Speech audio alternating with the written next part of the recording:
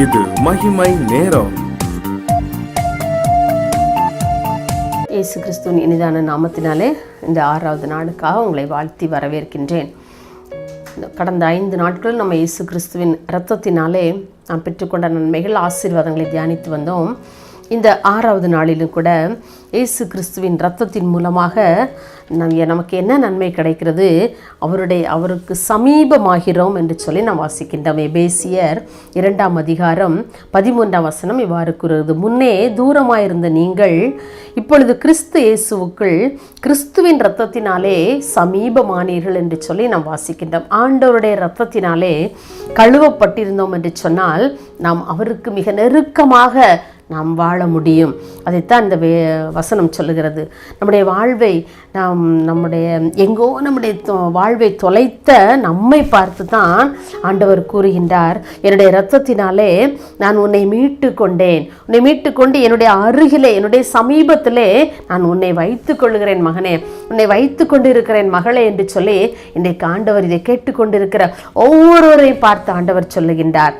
பாருங்க, அப்படின்னா நாம் பிசாசுக்கோ மனிதர்களுக்கோ அடிமைப்பட வேண்டிய அவசியம் இல்லை, அல்லது பயப்பட வேண்டிய அவசியம் இல்லை. ஏனென்று சொன்னால் இயேசு கிறிஸ்துவின் சமீபத்தில், அவருடைய பக்கத்தில் நம்ம இருக்கிறோம். அவருடைய இரத்தத்தின் மூலமாக அவர் என்னுடைய பாவங்களை எல்லாம் கழுவி என்னை சுத்திகரித்து என்னை அவர் சமீபத்தில், ரொம்ப பக்கத்தில் அவர் வச்சிருக்கிறாரு. ஆகையினாலே நாம் பிசாசை பார்த்து சொல்லலாம், நான் உனக்கு பயப்படணும்னு அவசியம் இல்லை. பாவத்தை பார்த்து சொல்லலாம், நான் உனக்கு அடிமையாகணும்னு அவசியம் இல்லை. நான் இயேசு கிறிஸ்துவின் இரத்தத்தாலே மீட்கப்பட்டவள், இயேசு கிறிஸ்துவின் இரத்தத்தினாலே நான் மீட்கப்பட்டவன். எங்கள் அப்பா என் பக்கத்தில் இருக்காங்க, அவருடைய இரத்தத்தினாலே நான் கழுவப்பட்டிருக்கிறேன். ஆகையாலே அவருக்கு சமீபமாய் சேரும் பாக்கியத்தை, ஸ்லாக்கியத்தை நான் பெற்றிருக்கிறேன். நான் உலக மனிதர்களுக்கோ பாவத்திற்கோ நான் அடிமையாக மாட்டேன், அல்லது நான் அவர்களை என்னை ஆட்கொள்ள நான் அனுமதிக்க மாட்டேன் என்று சொல்லி நாம் தைரியமாக சொல்லலாம் இல்லையா? பாருங்க, ஒரு சின்ன குழந்தைய எடுத்துட்டோம்னா அந்த குழந்தை விளையாடிக்கிட்டே இருக்கும்னு சொன்னால் பெற்றோர் பக்கத்தில் இருந்தாங்கன்னா ரொம்ப தைரியமாக விளையாடும். ஏன்னா அப்பா இருக்கிறாங்க பக்கத்தில், அம்மா இருக்கிறாங்கன்னு சொல்லி ரொம்ப தைரியமாக விளையாடும். ஆனால் யாருமே இல்லைன்னு சொன்னால் பெற்றோரை தேடியலையும் அது நிம்மதியோட சந்தோஷமாக விளையாட்டு பொருட்களை வைத்து விளையாட மாட்டாங்க. ஏன்னா என்னுடைய வீட்டில் நான் கண்ட அனுபவம் அதுதான். என் பேரெல்லாம் பார்த்தீங்கன்னா அப்படி விளையாட்டு ஜாமான்லாம் போட்டு அப்படியே விளையாடிக்கிட்டு இருப்பான். ஆனால் யாரும் இல்லைன்னு சொன்னால் எழுந்திரிச்சு ஓடியே போயிடுவான். அம்மா அம்மா அப்பா அப்பான்னு தேடி அலைவான். ஆனால் யாராவது பக்கத்தில் சேரில் உட்காந்துருக்கோன்னு சொன்னால் அந்த விளையாட்டு பொருட்களை வைத்து அப்படியே நினச்சிட்டு இருப்பான், விளையாடிட்டு இருப்பான். அப்போ ஒரு சின்ன குழந்தைக்கு என்ன தெரியுது, எங்கள் அப்பா பக்கத்தில் இருக்காங்க, எங்கள் அம்மா பக்கத்தில் இருக்காங்க, நான் பயமில்லாமல் விளையாடுவேன்னு சொல்லி ஒரு தைரியம் வருது இல்லையா? அப்போ இதே தான் நம்முடைய ஆவிக்குரிய வாழ்க்கையிலும் கூட. நம்முடைய அப்பா பக்கத்தில் இருக்கும் பொழுது நமக்கு எந்த பயமே இல்லை.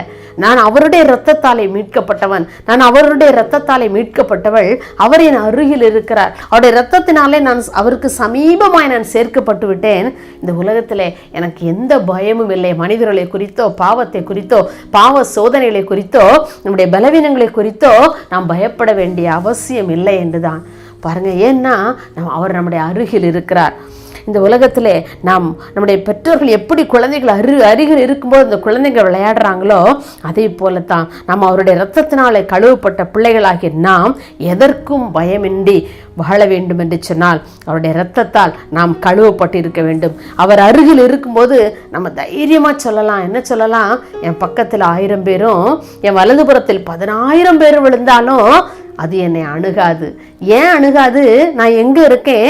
அவருக்குள் இருக்கிறேன், அவருடைய சமீபத்தில்.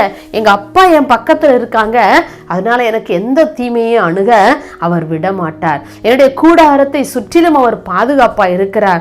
என்னுடைய வாழ்க்கையின் ஒவ்வொரு பகுதியிலையும் அவர் என் அருகில் இருக்கிறார் என்கிற நம்பிக்கை நமக்கு எப்பொழுது வருகிறதோ அப்பொழுது இந்த உலகத்திலே நம் தைரியமாக சமாதானத்தோடு சந்தோஷத்தோடு நம்மால் வாழ முடியும். அவருடைய இரத்தத்தால் கழுவப்பட்டால் மாத்திரமே அவர் நமக்கு அருகில் இருக்கிறார் என்ற உணர்வு நமக்கு தோன்றும். நாம் அவரை விட்டு தூரமாய் போகும் பொழுது, அவருடைய சமூகம் நமக்கு மறைக்கப்படும் பொழுது நிச்சயமாக என்னுடைய வாழ்க்கையில் உள்ள சந்தோஷங்கள் நம்மை விட்டு எடுபட்டு போகும், சமாதானம் எடுபட்டு போகும்.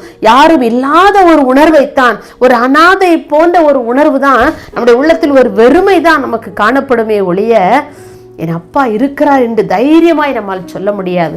என்னென்று சொன்னால் நம்ம அவருடைய இரத்தத்தால் கழுவப்படவில்லை.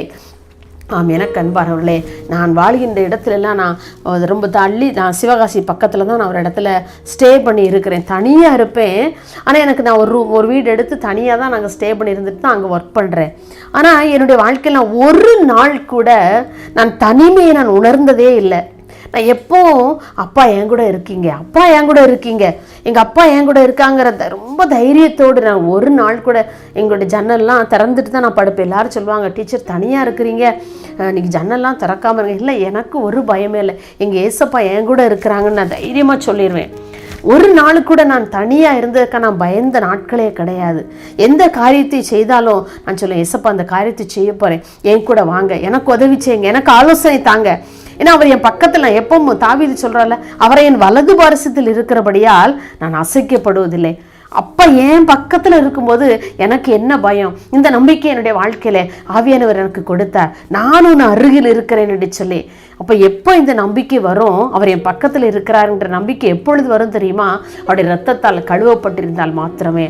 இன்றைக்கு ஒவ்வொரு நாளும் ஒவ்வொரு நிமிஷமும் அவர் என் அருகில் இருக்கிறாருங்கிற நம்பிக்கை எனக்கு விசுவாசம் உண்டு.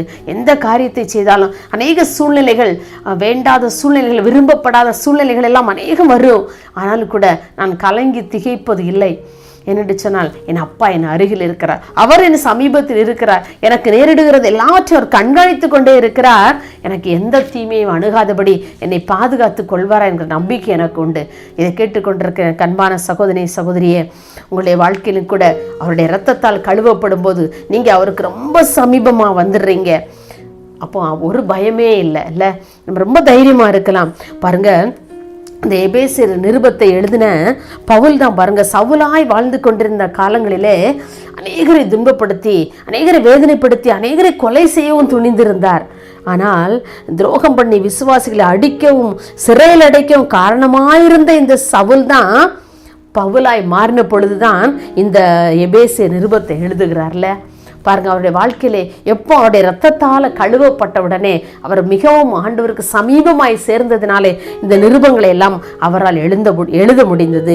ஆமாம், எனக்கு அன்பானவர்களே, இந்த இரத்தத்தாலே கழுவப்பட்டு இந்த அனுபவத்தை பெற்ற அந்த ஒருவேளை அந்த பவுலை போல் நம்முடைய வாழ்க்கையிலும் மாற்றப்பட்ட ஒரு அனுபவம் இருக்கும் என்று சொன்னால், நம்முடைய வாழ்க்கையிலும் ஆண்டவர் நமக்கு அருகில் இருக்கிறவராக தோன்றுவார். நம்ம அவருடைய இரத்தத்தினால கழுவப்பட்டு பரிசுத்தமாக்கப்பட்ட பிள்ளைகளாக நம்ம இருக்கும் பொழுது அவர் நமக்கு எந்த சூழ்நிலையிலும் நம்ம அவர் அருகில் இருப்பதை நாம் உணரும் பொழுது நமக்கு எந்த பயமோ எந்த கலக்கமோ நமக்கு நேரிடாது என்பதில் எந்த சந்தேகமும் இல்லை. இன்றைக்கு ஆண்டவரிடத்தில் கேட்போம், ஆண்டவரே நீ என்னை கழுவுங்கப்பா, உடைய இரத்தத்தினால் என்னை கழுவும் பொழுது நான் உமக்கு சமீபமாய் வந்து விடுகிறேனே, நான் உடைய சமூகத்தில் இருக்கும் பொழுது எந்த பயமும் என்னை மேற்கொள்வதில்லை. அப்படிப்பட்ட கிருபைகளை எனக்கு தாங்க. என்னுடைய வாழ்க்கையில பல சூழ்நிலைகள் இன்றைக்கு அநேகர் கலங்கி கொண்டிருக்கிறான். கடன் பாரங்கள், இன்னும் பலவிதமான சூழ்நிலைகள், நெருக்கங்கள், வேதனைகள், வியாதிகள், பலவீனங்கள், போராட்டங்கள், குடும்பங்களிலே ஏற்படுகிற பிரச்சனைகள், தங்களுடைய வேலை பார்க்கின்ற இடங்களிலே வருகிற போராட்டங்கள், பிரச்சனைகள், மனிதனுடைய வார்த்தைகள், என்னென்ன காரியங்களில் எல்லாம் ஒருவேளை வேதனைப்பட்டு ஆண்டவரை விட்டு அநேக காரியங்களை பின்வாங்கி போனவர்களாக நீங்கள் இருக்கலாம். ஆண்டவரை விட்டு தூரம் போன பிள்ளைகளாக இருக்கலாம். அன்றைக்கு அந்த இளைய குமாரன் அன்றைக்கு தன்னுடைய தகப்பனை விட்டு எல்லாவற்றையும் பிரித்து தூர தேசத்திற்கு போய் எவ்வளவு கஷ்டப்பட்டான்ல. இன்றைக்கு அதே போல ஒரு சூழ்நிலையிலே நீங்கள் இருந்து கொண்டிருக்கலாம். இன்றைக்கு ஆண்டவருடைய சமூகத்துக்கு நேரே வாருங்கள். அவருடைய கல்வாரி சிறுவேலண்டலே முழங்கால் படி, ஆண்டவரே நான் உம்மை விட்டு வெகு தூரம் போன ஒரு மனுஷன் என்னை உம்முடைய இரத்தத்தினாலே கழுவி என்னை உமக்கு மிக சமீபமாக என்னை வைத்துக் கொள்ளுங்க என்று சொல்லி ஆண்டவருடைய சமூகத்திலே நாம் அவருடைய பாதத்திலே ஒரு நிமிஷம் நம்ம ஆண்டவருடைய சமூகத்திலே கேட்போம். அப்பா, என்னை உமக்கு சமீபத்தில் என்னை வைத்துக் கொள்ளுங்க. என்னை சுற்றி இருக்கிற பாவங்கள், நான் அநேக வேளையில் விழுந்து போக வேண்டிய சூழ்நிலைகள் வந்து விடுகிறது. பாவ சூழ்நிலைகளாலே என்னால் பாவம் செய்ய முடியாமல் என்னால் இருக்க முடியவில்லை. என்னுடைய உறவினர்கள் அல்லது என்னுடைய நண்பர்கள் மூலமாக இந்த பாவத்தை நான் செய்து விடுகிறேன் என்று ஒருவேளை நீங்கள் மனதுக்குள்ளே நினைத்து கொண்டிருக்கலாம். ஆண்டோடைய இரத்தத்தினாலே நீங்கள் மெய்யாய் கழுவப்பட்டிருப்பீர்கள் என்று சொன்னால் அவருடைய சமீபத்திலே சேரக்கூடிய சிலாக்கியத்தை நாம் பெறுவோம். அப்படிப்பட்ட கிருபையை தர நான் ஜெபிப்போமா? மகா இரக்கம் கிருபை நிறைந்த எங்கள் அன்புள்ள சாமி, இந்த 6ஆம் நாளில் கூட ஆண்டவரே உம்முடைய இரத்தத்தின் மூலமாக நாங்கள் உமக்குள்ளாக சமீபமாய் நாங்கள் சேர்க்கப்பட்டிருக்கிறதை ஆண்டவரே நாங்கள் விசுவாசிக்கிறோம்ப்பா. உம்முடைய இரத்தம் ஒன்றுதான் அப்பா உமோடு கூட எங்களை ஐக்கியப்பட வைத்து உமக்கு சமீபத்தில் எங்களை வைத்துக் கொள்ள முடியும் ஆண்டவரே. உம்முடைய இரத்தத்தால் எங்களை கழுவுங்க ஆண்டவரே. இதை கேட்டுக்கொண்டிருக்கிற ஒவ்வொரு பிள்ளைகளையும் உம்முடைய இரத்தத்தாலே கழுவுங்கப்பா. அன்றைக்கு நீர் சவுலாய் வாழ்ந்த நாட்களில் அவர் பட்ட உமக்கு விரோதமாய் செய்த எவ்வளவு காரியங்களையும் அப்பா உம்முடைய இரத்தத்தாலே நீரை கழுவி அவர் பவுலாக மாற்றி இந்த நிருபத்தை எழுதும்படியாய் உதவி செய்தீங்களேப்பா. அப்படிப்பட்ட எங்களையும் ஆண்டவரே இந்த வார்த்தையை கேட்டுக்கொண்டிருக்கிற ஒவ்வொரு பிள்ளைகளையும் உம்முடைய இரத்தத்தினாலே கழுவி உம்முடைய சமீபத்திலே உம்முடைய அருகாமையிலே உம்முடைய பிள்ளைகளை வைத்துக் கொள்ளுங்கப்பா.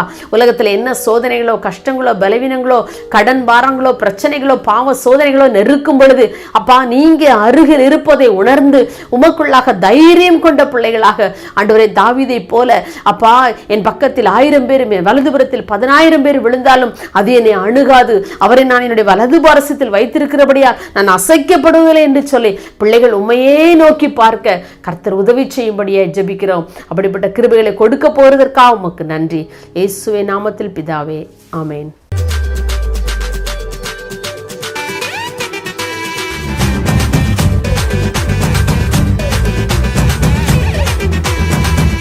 மகிமை மகிமை